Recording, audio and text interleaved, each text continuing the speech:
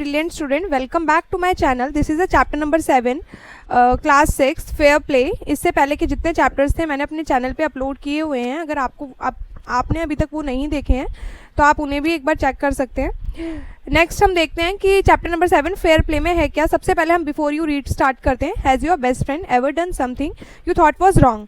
What did you do then? Did you keep quiet or did you tell your friend what you thought?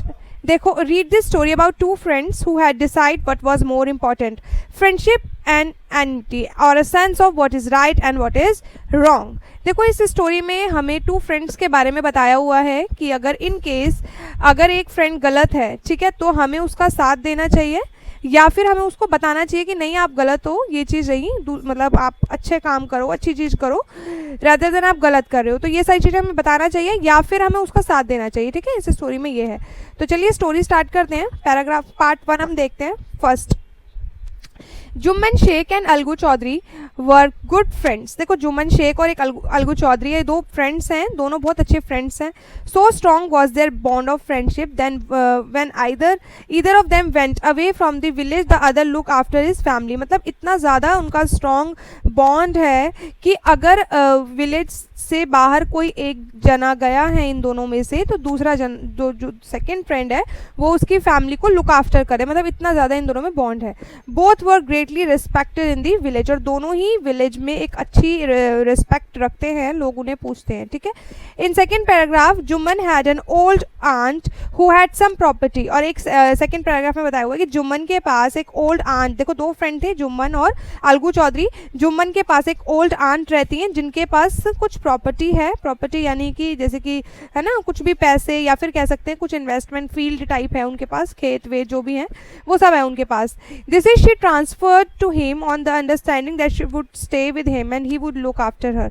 और वो उन्हें transfer करेंगी जुम्मन शेख को बस एक ही शर्त पे कि वो उनकी देखभाल करे. इस शर्त पे वो ट्रांसफर उन्हें प्रॉपर्टी वो करेगी और इसीलिए जुम्मन शेख उनकी थोड़ी मतलब केयर टेक करता है जस्ट बिकॉज ऑफ प्रॉपर्टी.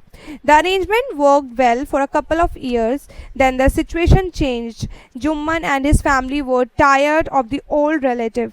देखो क्या हो गया, अरेंजमेंट बहुत अच्छे से चल रहा था. ये जो भी इन दोनों की बातें थी वो सही चल रही थी. मतलब जुम्मन शेख बहुत अच्छे से केयर टेक कर रहा था, उनकी फैमिली भी बहुत अच्छे से केयर टेक कर रही थी उन ओल्ड आंट की.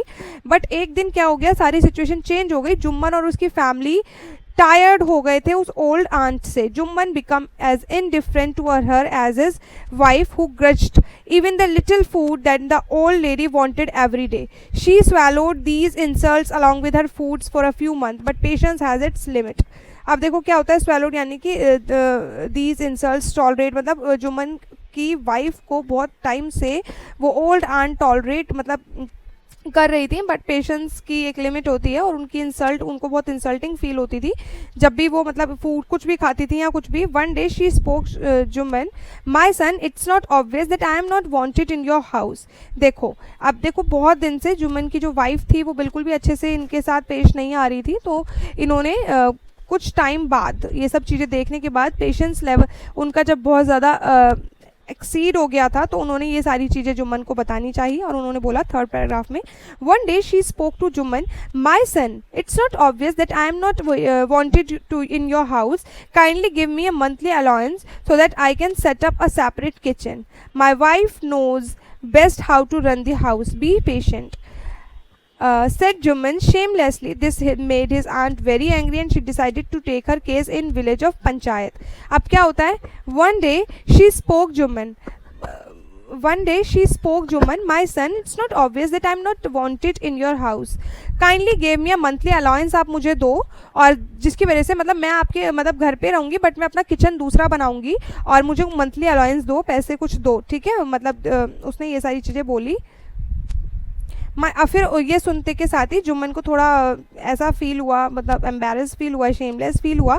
तो उन्होंने ये सब चीज़ें ठीक करते हुए कहा, my wife knows better how to run house, मतलब मेरी वाइफ को भी आता है किस तरीके से घर चलाया जाता है. Said Jumman shamelessly. और उन्होंने ये बात उस आंट को बोली.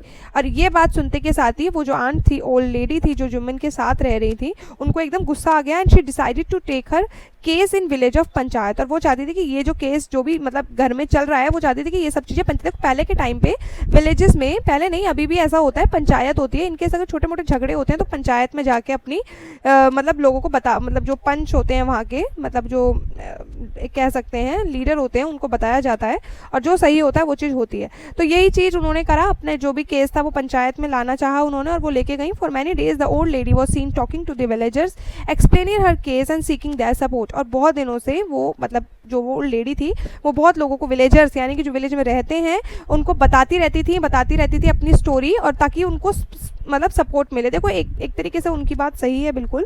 अगर उनकी फैमिली में, जुम्मन की फैमिली को उन्होंने प्रॉमिस किया था कि तुम मुझे टेक केयर करोगे तो मैं अपनी प्रॉपर्टी दूंगी, बट वो उनकी केयर टेक कर ही नहीं रही है उनकी वाइफ। तो वो ये सारी चीज़ें अपनी उन्होंने चाहा कि पंचायत में मैं लेके जाऊंगी, सो दैट वो विलेजर्स को अपनी स्टोरी एक्सप्लेन कर रही थी और ताकि उनका सपोर्ट ले सके। Some sympathised with her, other laughed at her and few other advise her. कुछ तो उनको सिंपैथी देते थे कि हाँ हाँ आप सही हो, मतलब वो गलत हैं, कुछ उनके ऊपर हंसते थे, और तो कुछ लोगों ने एडवाइस दे के चले जाते थे, मतलब वो जब अपनी स्टोरी सबको बता रही थी। This make up with her nephew and his wife, at last she came to Algu Chaudhary and spoke to him. At last वो, मतलब ये सारी चीज़ें लेके, क्योंकि उनकी बात बन नहीं रही थी, तो वही सारी चीज़ें लेके अलगू चौधरी के पास गई। अब देखो अलगू चौधरी कौन था? जुम्मन शेख का फ्रेंड। तो उन्होंने ये सारी चीज़ें अलगू चौधरी को बोली, यू नो चाची, Jumman is my best friend. तो उन्होंने बोला कि तुम्हें पता है जुम्मन जो है वो मेरा बेस्ट फ्रेंड है। How can I go against him, मैं कैसे उसके अगेंस्ट जा सकता हूँ? अलगू सेड, और अलगू ने ये बोला कि मतलब तुम मुझे ये स्टोरी बता रही हो वो तो ठीक है, बट जुम्मन तो मेरा बेस्ट फ्रेंड है, मैं कैसे उसके अगेंस्ट जा सकता हूँ? देखो अभी मैंने आपको शुरू में ही बताया ना कि दोस्त अगर गलत करता है तो हमें गलत का साथ नहीं देना चाहिए। तो same Algu, but Algu confuse हो गया था कि मैं क्या करूँ। But is it right my son to keep mum and not say what you consider just and fair? तो उसकी जो अलगू चौधरी था उनके सामने जो वो ओल्ड आंट थी जो अपनी स्टोरी एक्सप्लेन कर रही थी, तो अलगू चौधरी ने कहा कि नहीं, मैं ये कैसे कर सकता हूँ, मैं अपने फ्रेंड के अगेंस्ट नहीं जा सकता। तो फिर वो ओल्ड आंट कहती हैं कि ये तो बिल्कुल भी सही नहीं होगा कि तुम सही के साथ नहीं दे रहे हो और तुम चुप रहोगे, ये तो बहुत गलत है। Come to the panchayat and speak the truth, आपको सच्चाई बोलनी पड़ेगी, आपको पंचायत में आना पड़ेगा। शी सेड, उन्होंने बोला। अलगू डिडंट रिप्लाई, और ये सुनने के बाद अलगू ने कोई रिप्लाई नहीं करा। बट हर वर्ड्स, जो उनके वर्ड्स थे, जो उस ओल्ड आंट के वर्ड्स थे, वो उसके कानों में बार बार रिंग किए जा रहे थे, गूंजे जा रहे थे कि मैं गलत का साथ नहीं दे सकता, सही का साथ दूँ। मतलब ये सारी चीज़ें उसके दिमाग में बहुत दिनों से चलती रही थी। नेक्स्ट पार्ट 2 हम नेक्स्ट क्लास में करेंगे, ये वीडियो काफ़ी लंबी हो जाएगी इसलिए। ठीक है, तब तक के लिए do like share and subscribe.